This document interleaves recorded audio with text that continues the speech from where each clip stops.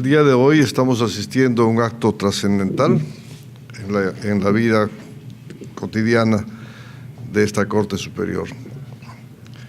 Estamos volviendo a lo que nunca debió desecharse, que es las audiencias y la oralidad en el proceso civil.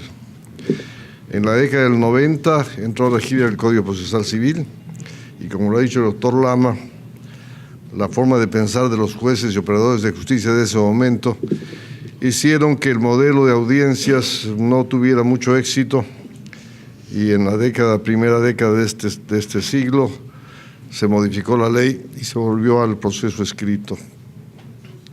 Y esto se debió a que el proceso civil fue el primero en tener estas características de audiencias.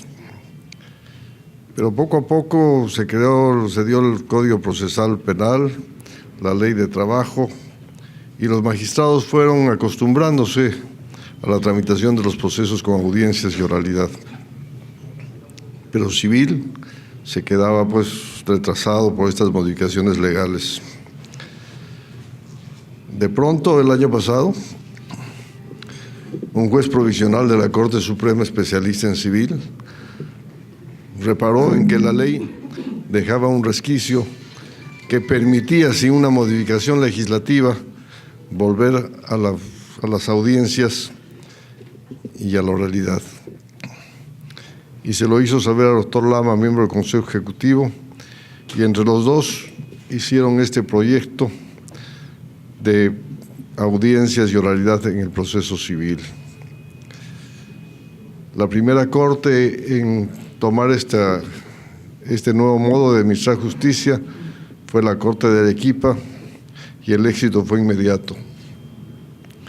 Cuando las demás cortes vieron que Arequipa solucionaba su problema de retraso en la justicia civil, muchas o casi todas pidieron incorporarse a este modelo. El problema era presupuestal, porque obviamente estas modificaciones requieren presupuesto. Si hubiera el presupuesto suficiente, el Consejo Ejecutivo creo que inmediatamente hubiese tomado la decisión de que todo el Perú se incorpore a esta nueva forma de administrar justicia, pero no había dinero. De pronto Trujillo tomó una iniciativa y dijeron: los jueces quieren autofinanciarse en este modelo. Y efectivamente, los jueces con su peculio adquirieron los equipos necesarios para los registros de audio y demás. Y Trujillo se sumó a esta cruzada de volver a la oralidad y acelerar la justicia civil. Pero obviamente Lima, la corte más importante del país, no podía quedarse atrás. Y el Consejo Ejecutivo tomó la decisión, a pedido por supuesto el presidente de la Corte de Lima, de que Lima también se incorporase a este sistema. Y aquí estamos hoy para poner en funcionamiento este nuevo modo de administrar justicia civil, y que creo yo que va a ser todo un éxito, no solo en celeridad, sino también en transparencia. Hoy entran a funcionar 9 juzgados y esperamos que en un corto plazo los 24 juzgados de Lima estén en este sistema de oralidad. Para esto se requieren obviamente cambiar infraestructura, modificar los ambientes del edificio en algunos pisos. Ya se ha dado el primer paso, otorgando el presupuesto, la partida correspondiente, para que el 7º piso, me parece, se adapte para este nuevo sistema de módulos corporativos y de oralidad. Creo que la Corte de Lima está entrando una vez más a la modernidad. Todos los jueces, todos los servidores del Poder Judicial nos debemos al público, a los litigantes, y creo que esta es una forma de acercarse al público y demostrar a la ciudadanía que el Poder Judicial quiere cambiar, quiere mejorar. Hace poco, un medio de prensa, digámoslo así, con mala intención, quiso hacer quedar mal al Poder Judicial y sacó un reportaje donde se veía el hacinamiento de los juzgados civiles de Lima y cómo los expedientes estaban atiborrados en los pasillos y en las oficinas y las condiciones en que trabajaban los empleados. Efectivamente, esa mala intención de ese medio tuvo un efecto positivo, que es desnudar la realidad de lo que está pasando en la Corte de Lima. Y ello hizo que el Consejo Ejecutivo inmediatamente declarase en emergencia el área civil de Lima y se tomen las medidas pertinentes. Una de ellas es instalar o acelerar la puesta en vigencia de la oralidad, y además se van a tomar otras medidas, como por ejemplo presentar una iniciativa legislativa para que los archivos pasivos, es decir, los expedientes que ya están archivados, puedan incinerarse o eliminarse después de un tiempo. Actualmente los expedientes judiciales, por mandato legal, son considerados patrimonio de la nación, es decir, no pueden tocarse. Pero eso no tiene sentido tratándose pues de juicios normales, que digo desalojos, etcétera, etcétera, que no tendrían por qué quedarse archivados eternamente, ocupando espacio y distrayendo presupuesto. De modo que tendrá que hacerse pues una selección de qué procesos realmente tienen importancia histórica, qué procesos han sido trascendentes, para que se queden archivados pues como realmente como patrimonio histórico, y el resto pues eliminarse o digitalizarse y guardarse en el registro digital, y el expediente físico eliminarse. Estamos en ese afán de mejorar la administración de justicia, y creo que la ciudadanía debe confiar en que desde el Consejo Ejecutivo, desde la Presidencia, haremos todo el esfuerzo para que las críticas actuales contra nuestra labor desaparezcan y tengamos pues una imagen positiva ante la ciudadanía. Poco a poco lo estamos logrando.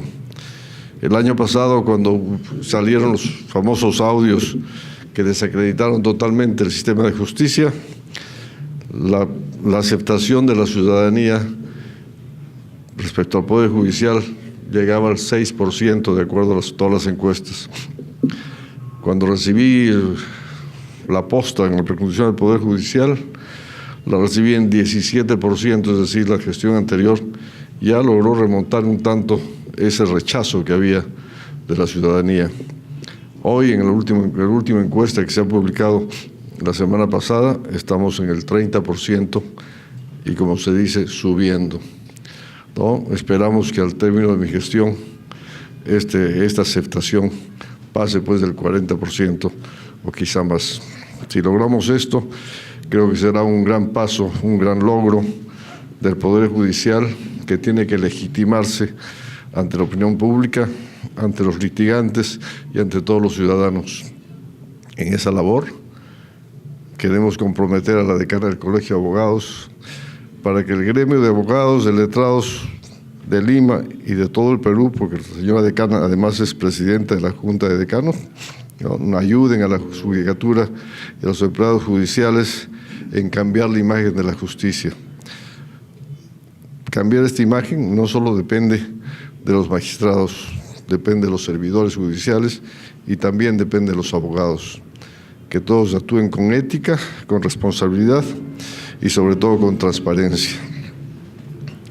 Esperamos pues que para fin de año o de repente el próximo año, los 24 órganos jurisdiccionales civiles de Lima ya estén incorporados a este nuevo modelo. Yo tengo especial cariño a esta Corte, porque como lo ha dicho el presidente Rivera, yo fui miembro de esta Corte. Es verdad que cuando fue un año y meses fui miembro de esta Corte, estaba de juez provisional en la Corte Suprema, es decir, nunca intervine en un proceso judicial aquí en la Corte, pero sí asistí a las salas plenas y aprendí a tener cierto cariño a esta Corte que me acogió en su seno, porque yo venía de la Corte de Arequipa. Y por eso mi compromiso con todos ustedes de hacer todo el esfuerzo posible porque la Corte de Lima tenga la prestancia que debe tener como la Corte más importante del país, y jueces y empleados tengan las condiciones de trabajo que merecen, porque de esas condiciones de trabajo depende la eficiencia y el servicio que se preste a la ciudadanía. Dicho esto, doy por instalado el sistema de audiencias y oralidad en los módulos, el módulo civil que se inaugura hoy, y les deseo mucho éxito y felicito tanto al presidente de la Corte de Lima como al doctor Lama por esta iniciativa que va a traer pues un gran beneficio para el Poder Judicial y la ciudadanía. Muchísimas gracias. Es personalmente y como colectivo, como Corte, realmente un honor y un placer contar con la presencia de nuestro señor presidente en una ocasión propicia para reafirmar nuestro compromiso de servicio a la colectividad en condiciones de mejoramiento continuo. La Corte de Lima se precia de ser la Corte más importante, expresión esta que no obedece a un malentendido centralismo o capitalismo, sino a condiciones objetivas y verificables. Somos la Corte que tenemos la mayor carga procesal, somos la Corte que contamos con el mayor número de órganos jurisdiccionales y de magistrados, y somos la Corte que cuenta con todas las especialidades y subespecialidades en las que ha descompuesto su prestación de servicio el Poder Judicial. La especialidad civil ha sido históricamente una de las especialidades fundamentales, pilares de la prestación del servicio de justicia, del derecho y de la jurisdicción en general. Derecho civil, derecho penal han sido las dos grandes columnas de la estructura jurídica de los estados contemporáneos. Paulatinamente, sin embargo, la especialidad civil ha ido viendo desgajadas algunas materias que han dado lugar a nuevas especialidades y subespecialidades jurídicas, pero también a áreas específicas del servicio de justicia. El área de familia, el área constitucional, contencioso administrativo, el área comercial, han provenido todos de los fueros originales del derecho civil. Y en este paulatino desmembramiento o especialización, mejor, de las materias y de las áreas jurisdiccionales, el área civil, sin embargo, en los últimos tiempos, por lo menos en nuestra Corte, ha venido siendo, no diremos víctima, sino sujeto u objeto de un proceso de paulatino deterioro. Cada vez se reducía el número de órganos jurisdiccionales, así como el número de materias, en el entendimiento que al reducirse la competencia material, entonces el número de juzgados resultaba excesivo, como también de salas. Pero no solamente se ha tratado de reducción de órganos jurisdiccionales, también las condiciones materiales. En general, la atención a la que se brindaba al área de familia, al área civil, en los últimos tiempos generó una suerte de desánimo, de desaliento de magistrados y trabajadores. Y la percepción, la sensación de que no eran lo suficientemente importantes como para concitar el esfuerzo institucional, que debiera expresarse en recursos, debiera expresarse en condiciones de trabajo, debiera expresarse en innovaciones normativas y tecnológicas. Y sin propósito deliberado, pero dentro de esta dinámica, ciertamente el estado de cosas fue paulatinamente desmejorando. Y llegamos a una situación en la que todos nosotros nos sentimos inconformes, un estado de cosas que a nadie satisface, ni a jueces, ni a trabajadores, ni por supuesto a abogados y litigantes. Y un estado de cosas que por tanto reclamaba acciones concretas y directas. Precisamente porque, como ahora somos conscientes de nuestro compromiso social en la prestación del servicio, es que el Poder Judicial no podía seguir inadvirtiendo esta situación y empezó a tomar cartas en el asunto. Sin inducción ni motivación normativa, es decir, sin cambios que nos vinieran siendo impuestos por el cambio de leyes, como ha sucedido en otras especialidades, en que al cambiar la ley procesal, pues se genera una dinámica de cambio institucional. No, en el área civil no se ha producido ningún cambio de las leyes. Lo que ha cambiado probablemente es la actitud y se ha manifestado una suerte de rebeldía institucional frente al estado de cosas. Este cambio de actitud ha provenido de los propios magistrados, de los propios trabajadores, de la propia organización judicial, que dentro del mismo esquema normativo, sin embargo, ha optado por cambiar las cosas, la manera de hacer las cosas, la manera de hacer lo que hemos venido haciendo tradicionalmente desde las últimas décadas y que sin embargo nos ha llevado a un resultado poco aceptable. Este cambio supone un cambio de paradigmas. Este cambio supone el asumir un nuevo entendimiento del proceso y del rol del juez. y supone también el adaptar nuestra organización a los nuevos tiempos, a las nuevas necesidades, con criterios de optimización administrativa, con criterios de racionalización de personal, con criterios de eficiencia y eficacia, es decir, conceptos que no son esencialmente jurídicos, pero que sin embargo son un condicionante para una adecuada prestación del servicio de justicia.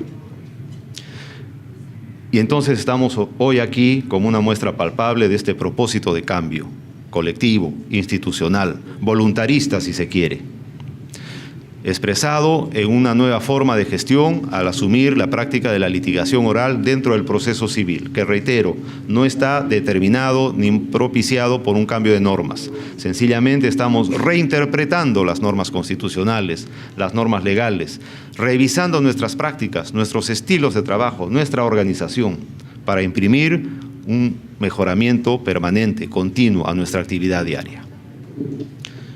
Y para esto, la Corte de Lima se enmarca en una dinámica institucional, reitero, porque esta litigación oral que es incorporada al proceso civil no es específicamente una apuesta de la Corte de Lima, sino es un proceso institucional, una apuesta institucional del Poder Judicial desde el primer día de este año en que se puso en marcha como experiencia piloto en Arequipa, ha seguido en el mes de julio en La Libertad, y si estamos recién nosotros ahora en agosto en Lima implementando esto, no es porque hayamos llegado tarde en esta suerte de concurso de mejoras, sino porque por la complejidad de la Corte, el número de órganos jurisdiccionales, la carga, el esfuerzo es más complicado, es mayor, y por supuesto frente a ese reto es mayor también nuestro compromiso y nuestra voluntad de hacer bien las cosas. Entonces hemos llegado a un momento en que, por ahora, en condiciones todavía no del todo favorables, con unos acondicionamientos mínimos que no han significado mayor erogación de recursos, sin embargo, podemos dar puesta en funcionamiento a una nueva forma de organización y de gestión de los procesos. Sin embargo, esto ha sido posible porque está bien clara la voluntad institucional. El Consejo Ejecutivo, desde la presidencia del señor presidente Lecaros, con la guía en la especialidad civil del doctor Lama, etcétera, ha impulsado de modo muy decidido este proyecto de litigación oral en el área civil. Y nos alegra que así sea. Las Cortes pugnan por sumarse a esta nueva experiencia. Hay una sana competencia, me alegra mucho, y por supuesto procuraremos ganarla como Corte. Una sana competencia por cambiar, por mejorar las cosas. Quiero yo, en este entonces, no solamente resaltar, sino agradecer de modo auténtico y público al apoyo que la Corte de Lima viene recibiendo por parte de la Presidencia del Poder Judicial, de la Gerencia General, que se ha manifestado en hechos tangibles. En primer lugar, se nos ha transferido ya una partida importante, una partida presupuestal, para emprender el cambio de los ascensores de esta sede judicial, que como ustedes muy bien saben y padecen, es una problemática permanente. Asimismo de la sede Barreto y de la sede Progreso. Pero también se nos ha transferido, se ha hecho llegar el día de ayer la resolución de la Presidencia del Poder Judicial que autoriza otra transferencia de partida para poder acondicionar todo el piso 7 de esta sede para albergar esta nueva forma de organización judicial que le estamos llamando módulo corporativo civil. Con esta importante transferencia de partida estaremos iniciando ya de inmediato las acciones administrativas correspondientes para poder ejecutar este mismo año esta obra, de tal suerte que a fines en diciembre o en el peor de los casos en los primeros días de enero podremos estar inaugurando unas instalaciones remozadas, unas instalaciones cómodas, modernas, que permitan albergarlos a todos ustedes en mejores ambientes de trabajo. No solamente buscamos mejorar la prestación del servicio, sino también son ustedes un punto importante del interés institucional, ofrecerles mejores condiciones de trabajo. Y es que el capital humano es fundamental en una institución que se dedica a brindar servicios. Si no prestamos importancia al capital humano, a su capacitación, al desarrollo de habilidades, de destrezas, pero además al cambio de mentalidad, al cambio del chip, como dicen ahora las generaciones modernas, ningún emprendimiento sería posible. Ninguna nueva herramienta tecnológica, ningún acondicionamiento de infraestructura tendría sentido si es que no va acompañada de esa reafirmación de voluntad de hacer las cosas correctas y de hacerlas bien, como es el lema de esta Corte. Entonces yo les agradezco en primer lugar por haberse sumado a este esfuerzo. Se les hizo una consulta general a todos los trabajadores que querían participar en este proyecto. Se les dio la posibilidad de aquellos que pensaban que no se ajustaba o no podrían ajustarse a las nuevas formas de trabajo, se les dio la posibilidad de manifestarse de tal manera de poder ser reubicados en un área que quisieran o creyeran que les fuera más funcional a sus propias características. Sin embargo, todos se han mantenido en sus posiciones, en sus puestos, lo cual revela para nosotros el compromiso y la voluntad de avanzar juntos en este gran proyecto. Ciertamente, no se trata solamente de una nueva organización, no se trata solamente de remozar infraestructura, se trata, insisto, de cambiar la mente, la forma, el estilo de trabajo. Pero esto no solamente desde el lado jurisdiccional, organizacional, también desde quienes de afuera interrelacionan con nosotros, los abogados. Y en este sentido, con el Colegio de Abogados, la comisión que se encarga del desarrollo nacional de la litigación oral seguramente va a desarrollar programas de capacitación o de inducción para que juntos vayamos emprendiendo este nuevo rumbo, esta nueva forma de hacer las cosas. De lo contrario, no va a ser posible. Surgirán dificultades, surgirán inconvenientes, claro que sí, hay que ser realistas. Pero esas dificultades, esos inconvenientes serán superados, serán dejados atrás con el esfuerzo, con la voluntad, con los recursos, con las ganas de siempre mejorar. Entonces, dichas estas palabras, reitero la bienvenida al señor presidente del Poder Judicial a nuestra Corte. Comentaba en la antesala que por un breve lapso el señor presidente también formó parte de nuestra Corte. Es una noticia para nosotros bastante agradable. La bienvenida, señor. La Corte de Lima está siempre al servicio del mejoramiento institucional. No tenga usted duda que en cualquier emprendimiento, en cualquier proyecto, por esforzado que éste sea, no importa los retos que se nos impongan, la Corte de Lima no solo sabrá estar a la altura de las circunstancias, sino que decididamente va a solicitar ser comprendida en cualquier nuevo proyecto, nuevo emprendimiento, porque de eso se trata, ser cada vez mejores, porque de eso no solamente hemos hecho un compromiso, sino es la forma de vida que en la Corte estamos tratando de establecer como leitmotiv institucional. Muchas gracias, bienvenidos todos. Esta es una fecha importante. Venía a mi memoria de los módulos corporativos civiles en 1997. Recordemos que el Código Procesal Civil se inicia, entra a su vigencia en el año 93, julio del 93, y se inicia en un proceso por audiencias. Procesos sumarísimos, audiencia única, procesos abreviados, 2 audiencias, proceso de conocimiento, 3 audiencias. Se instaló el módulo corporativo. ¿Qué ha pasado en el transcurrir del tiempo? Primero, que el corporativo se desactivó. ¿Y por qué se desactivó? Porque hubo algo que no tomaron en cuenta las autoridades de ese momento, el personal. Los jueces y los trabajadores no estaban preparados para un diseño radicalmente distinto al que se venía usando hasta ese momento. El despacho civil era el despacho tradicional del juez con auxiliares, donde el esquema del juez trabaja con un secretario, otro auxiliar y otro auxiliar. Tenía en Lima, por lo menos en los juzgados civiles, cada juzgado tenía entre 10 o 12 trabajadores a su cargo. Bueno, secretarios con un juez. El corporativo suponía, en ese momento, que habían secretarios que atendían a varios jueces. Para el juez era inconcebible que un secretario despache con él y al mismo tiempo con otros jueces. Es decir, su esquema del diseño del despacho estaba, digamos, haciendo crisis en su propio escenario de despacho procesal. No se prestó atención a ese tema Se produjo una crisis de proveedores de escritos porque se contrataron gente nueva y hubo un retraso en menos de un mes de cerca de 1.000 escritos por despacho, lo que generó finalmente el reclamo de los jueces para que se retorne a la asignación de un secretario para cada juez.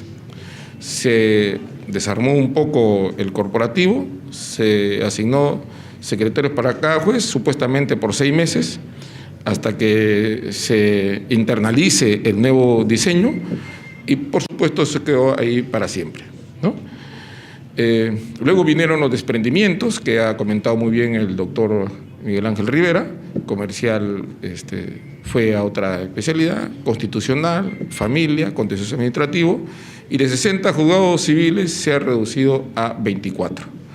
Y los juzgados civiles se han quedado con la materia más dura, más compleja, es el derecho común, es decir, las pretensiones mucho más largas, procesos de conocimiento, procesos abreviados, y de sumarísimo básicamente desalojos.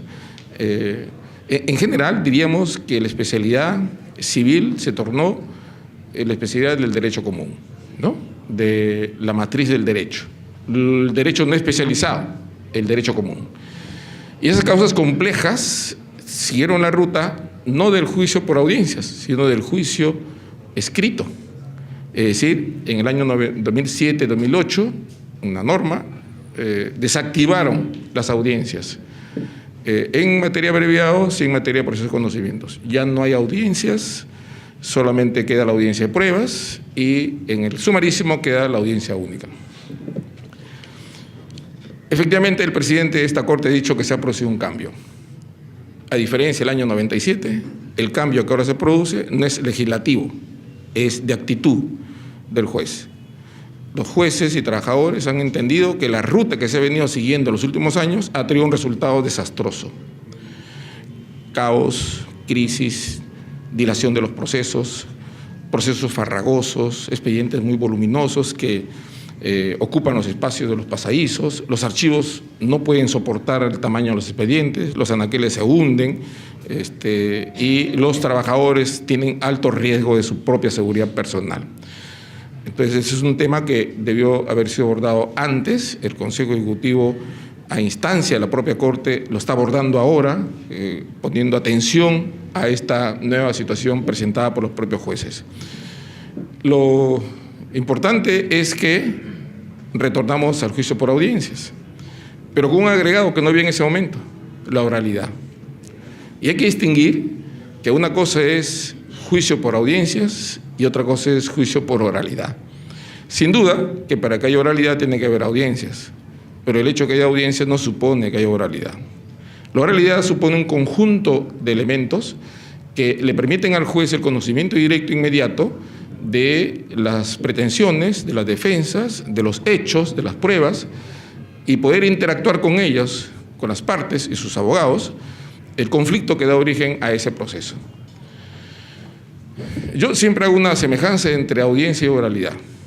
La audiencia es el escenario, la oralidad es la actuación. Es como, deportivamente, me atrevo a hacer una comparación, las audiencias es como el estadio y la oralidad es como el partido.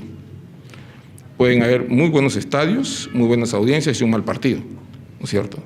Como puede haber un buen partido en un escenario limitado. Es decir, tuvimos audiencia en el año 97, pero no tuvimos oralidad. Ahora queremos iniciar las audiencias con oralidad. El registro de audio y video perenniza la palabra hablada. La comunicación entre las personas, la natural comunicación de las personas es hablar. La palabra, la comunicación hablada. La comunicación escrita es una comunicación impersonal. Cuando hay interacción de oralidad, supone un emitente y un receptor. En la comunicación escrita hay simplemente un emitente. Aun cuando tenga un destinatario, no está en tiempo real ese destinatario escuchando o conociendo la información que se está transmitiendo por escrito. Entonces, la comunicación natural es la comunicación hablada. Y esa comunicación es la que le sirve al juez para internalizar la información que requiere para resolver el conflicto. Entonces la oralidad, ya no hay el temor de que la palabra se le lleve el viento, ¿no? Y nadie se acuerda de lo que se habló, salvo que esté en un acta. Eso quedó en el pasado. Siempre se ha pensado que lo escrito es importante porque perdura, mientras que la palabra se va, el escrito perdura. Pero ahora la palabra también perdura. Así que no necesitamos tener un escrito para que perdure la información, porque puede perdurar también lo hablado a través del registro de audio y video. ¿Qué mejor evidencia de lo que dijo alguien en una audiencia que su propia grabación?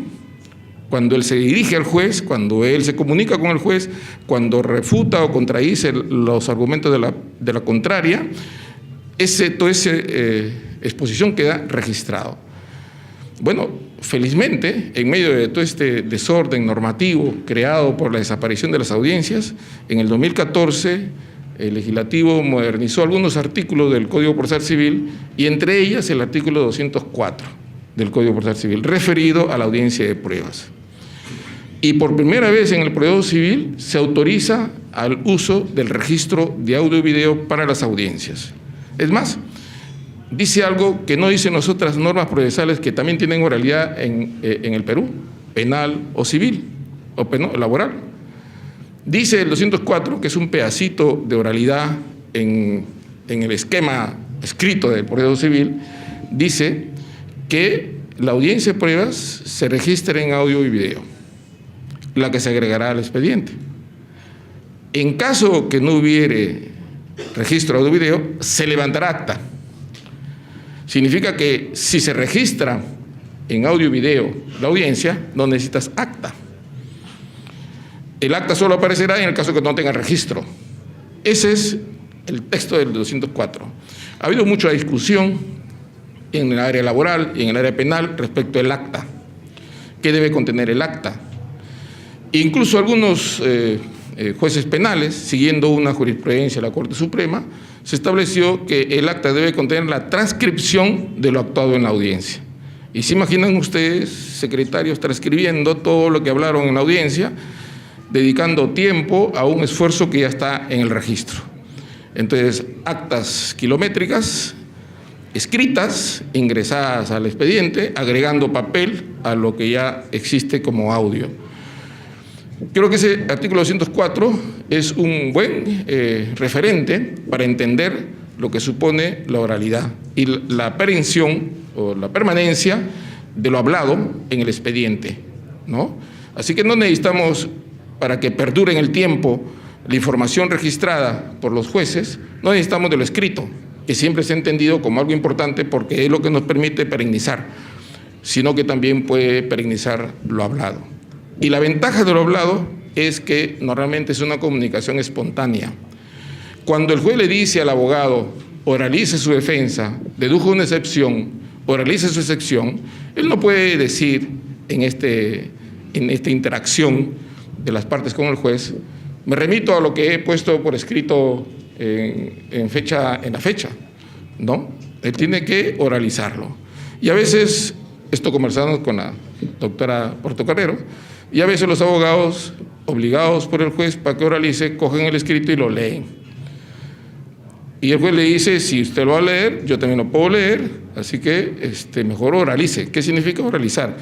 Se supone que el abogado o la parte está convencida de su causa y puede transmitir en ese convencimiento la defensa que está llevando adelante ante el juez.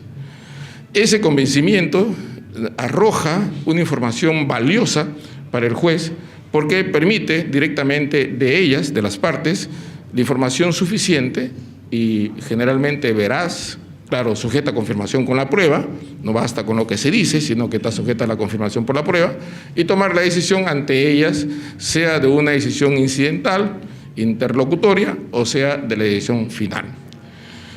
El proceso escrito marcha al ritmo de los escritos que las partes presentan. Los abogados presentan escritos y muchas veces presentan escritos que no tienen mayor importancia en el proceso, pero que se van agregando. Un escrito genera una resolución genera una notificación genera cargos. Bueno, los escritos que generan incidencias corren traslado, y luego se absuelve el traslado, luego se hacen alegatos respecto a esa incidencia y luego el juez dice tráigase para resolver. Y por supuesto, como son incidentes que se van agregando papel tras papel, el expediente que pudo haber sido pequeño se convierte en un expediente grande. Yo estoy seguro que los expedientes voluminosos que están en los despachos de los jueces, el 80% es papelería. Hay un 20% que es sustancia. Pero cuando un juez entra a su despacho y ve 5 expedientes grandes de 5.000 hojas para ser sentenciado, simplemente lo mira y dice, después lo voy a ver, después lo voy a ver, después lo voy a ver, y pasan los meses y no lo ve, pensando en que tiene que leer esas hojas. Cuando luego que se decide hacerlo, descubre que el 80% son hojas, simplemente papel agregado. Y ahí la parte sustantiva normalmente está en la demanda, en la contestación y en las pruebas. El resto es papelería. Creo que la ventaja del proceso oral es que elimina la papelería. Se entiende que cuando los escritos entran entre audiencia y audiencia o antes de ella, los secretarios deberían proveer de ese cuenta en audiencia. Y en audiencia, el juez, ante las partes, escucha los argumentos de las incidencias de uno y de otro lado y ante ellas decide. Y se evita toda esa tramitología física que hace que el expediente se haga farragoso, complejo y los tiempos se dilaten. La oralidad trae eso, dinamismo, concentración de actos procesales, lo cual trae aparejada la celeridad. La inmediación es el alma de la oralidad y solo es posible en audiencia. Los jueces han decidido retornar a las audiencias para hacer oralidad, en el sentido de lograr que las partes interactúen con él y él con las partes, y las partes entre sí, en un diálogo desprovisto de formas. Recuerden ustedes, aquellos que han tenido la oportunidad de conocer el Código de Procedimientos Civiles, cuando se interrogaba al que declaraba la llamada confesión personal, que ahora es declaración de parte, o la del testigo. La pregunta siempre, según el Código, era, diga usted cómo es verdad. Diga usted cómo es verdad. Ya la pregunta nomás de entrada confundía al que tenía que declarar, porque las preguntas estaban formuladas en el sentido afirmativo, es decir, que si no contesta o es ausente, se entiende que sí. Para poder lograr ese resultado, ante la ausencia o el silencio, se formulaba de esa manera. Diga usted cómo es verdad, que sucedió tal cosa. Bueno, además tenía que acompañarse un pliego, que si el pliego no estaba, no había declaración. Y el pliego tenía que estar cerrado, secreto, y se abría en el momento de la audiencia. La parte no preguntaba directamente al declarante, sino a través del juez. Es decir, el juez era como una especie de espejo. Preguntaba al juez y el juez preguntaba, ¿están todos en el mismo lugar? ¿Ah? Preguntaba el juez y preguntaba lo mismo, estando ahí a 1 metro de distancia, al juez y el juez. Ese ritualismo que ya parecía una misa, un sacramento, algo religioso, en la que el juez era el cura y los otros los pecadores, en realidad queda totalmente superada con el diseño de la oralidad. Porque incluso el abogado puede interrogar directamente y el juez, por supuesto, tiene que estar moderando para que la audiencia sea conducida correctamente. Pero esos formalismos que atrapan, digamos, al proceso, se desarman en este esquema de oralidad. Entonces creo que los jueces, al apostar por este camino, están dando respuesta, como bien se dijo aquí por el presidente de la Corte de Lima, a una crisis tremenda que atraviesa el proceso civil. Pudo haber sido una conducta personalmente muy fácil, seguir apoltronado en su sillón de juez, en sus 4 paredes, y que el secretario le traiga 50 expedientes y que le haga firmar todas las incidencias que se producen en el proceso. Y el juez no conoce de cada uno de esos 50 expedientes y simplemente se va a enterar de ellos cuando tenga que sentenciar el expediente con 5.000 hojas y recién ahí va a conocer el conflicto de fondo donde va a sentenciar. Mientras tanto, quien conoce más que el juez sobre la tramitación del proceso es el secretario. ¿Qué va a hacer ahora el juez? El juez toma en su poder el proceso, se va a convertir en juez. Toma el proceso en su poder y él dirige el proceso. El ritmo del proceso lo pone el juez, no los escritos, no el secretario, el juez. Eso supone mayor esfuerzo por el juez. Es decir, tiene que preparar la audiencia, tiene que ver el expediente, tiene que preparar su resolución y tiene que conocer previamente lo que va a acontecer en la audiencia para poder interrogar, interactuar con las partes de modo directo. Es un esfuerzo mayor.